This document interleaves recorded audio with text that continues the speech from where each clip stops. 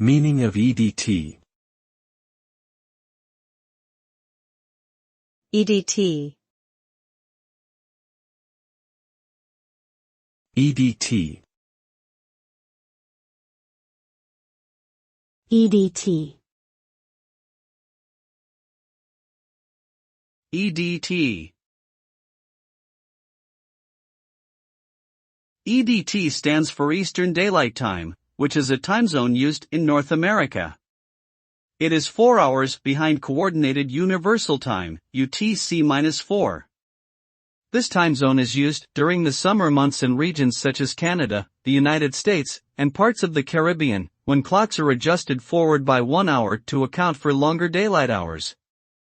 During the winter months, these regions switch to Eastern Standard Time, EST, which is UTC-5. Overall, EDT is a time zone that helps synchronize timekeeping across vast geographical areas.